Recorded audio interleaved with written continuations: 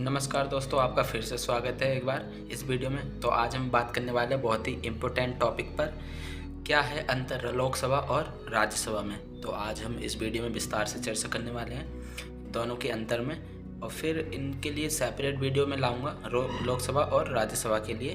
तो उसमें हम सेपरेटली बात करेंगे एक एक करके लोकसभा और राज्यसभा के बारे में। तो आज हम सिर्फ अंतर जानेंगे क्या है। अब हम बात करेंगे लोकसभा के बारे में। तो देखिए, जो लोकसभा है वो संवैधानिक रूप से लोगों का सदन है। भारत की देखिए जो संसद है वो दो संसदीय प्रणाली पर कार्य करती है। उसमें दो सदन है, निचला सदन और उच्च सदन। तो जो लोकसभा है वो निचला सदन में आती है। देखिए, लोकसभा के जो सदस्य हैं वो क्या करते हैं, अपने अपने निर्वाचन क्षेत्रों से चुनाव लड़ते हैं, और उधर के जो लोग हैं वो अपने प्रतिनिधित्व का चुनाव करते हैं वयस्क सार्वभौमिक मताधिकार के द्वारा। यह एक क्या है, सरल बहुमत प्रणाली है। इसके द्वारा क्या करते हैं, अपने प्रतिनिधित्व का चुनाव करते हैं 5 वर्षों के लिए, है ना, या जब तक के लिए जब तक राष्ट्रपति जो वो केंद्रीय मंत्रिपरिषद को हटा नहीं देता, है ना, या वो संसद को भंग नहीं कर देता, तब तक के लिए ये अपने सीटों पर बने रहते हैं। और राज्यसभा भारतीय संसद का उच्च सदन है। राज्यसभा में राज्यों और केंद्र शासित प्रदेशों के जो प्रतिनिधित्व होते हैं और भारत के राष्ट्रपति द्वारा कुछ व्यक्तियों का नामांकित किया जाता है, उनको भी शामिल किया जाता है। भारत का जो उपराष्ट्रपति होता है वो राज्यसभा का पादेन सभापति होता है। राज्यसभा भी क्या करती है, अपने सदस्यों में से एक उप सभापति का चुनाव करती है।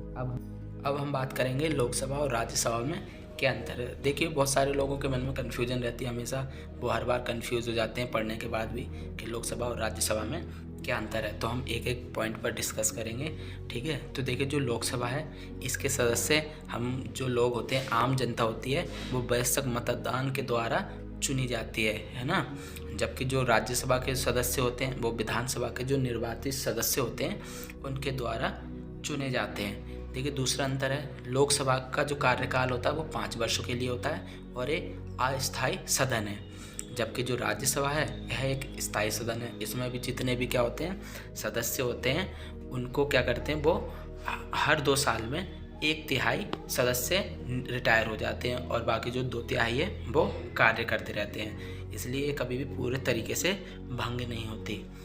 अब हम बात करें इनके सदस्यों की संख्या की। तो देखिए, जो लोकसभा है इसकी जो अधिकतम सदस्य की जो संख्या है वो 552 है। जबकि जो राज्यसभा है इसकी जो अधिकतम सदस्य की संख्या है वो 250 है। अगर हम अभी वर्तमान में हम बात करें तो जो देखिए लोकसभा है इसमें 543 सदस्य कार्यरत हैं, जबकि जो राज्यसभा है इसमें 245 सदस्य कार्यरत हैं। अब हम बात करें तो देखिए, धन विधेयक को केवल लोकसभा में ही पेश किया जा सकता है। मनी बिल से जुड़े जितने भी विधेयक हैं वो हम सिर्फ लोकसभा में ही पेश कर सकते हैं, क्योंकि जो लोकसभा है वही शासन चलाने के लिए धन आवंटित करता है। जबकि धन विधेयक से संबंध में कोई भी शक्ति राज्यसभा को प्राप्त नहीं है। उससे अगला देखिए अंतर क्या है, केंद्रीय मंत्रिपरिषद सामूहिक रूप से क्या है, लोकसभा के प्रति उत्तरदायी होता है। जितने भी मिनिस्टर्स होते हैं वो सारे क्या है, लोकसभा के लिए उत्तरदायी होते हैं। जबकि केंद्रीय मंत्रिपरिषद सामूहिक रूप से राज्यसभा के लिए उत्तरदायी नहीं होते, ठीक है।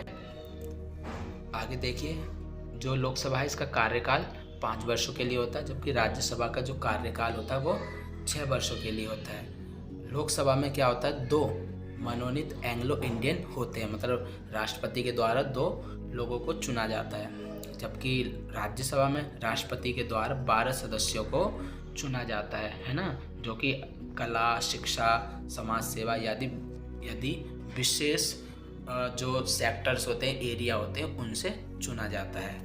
देखिए, जो लोकसभा है इसमें जो सदस्य होते हैं उनकी जो न्यूनतम आयु 25 वर्ष की होनी चाहिए, जबकि राज्यसभा में जो सदस्य होते हैं उनकी न्यूनतम आयु 30 वर्ष की होनी चाहिए, ठीक है। आगे हम बात करेंगे क्योंकि इनकी एज इतनी कम क्यों है और जो राज्यसभा में है इनकी एज इतनी ज़्यादा क्यों है, इसके बारे में हम आगे दूसरी वीडियो में चर्चा करेंगे। सेपरेटली लोकसभा और राज्यसभा के बारे में हम अलग से बात करेंगे एक एक करके। तो अगर आपको हमारी वीडियो पसंद आई तो चैनल को सब्सक्राइब, वीडियो को लाइक एंड शेयर जरूर कीजिए। धन्यवाद।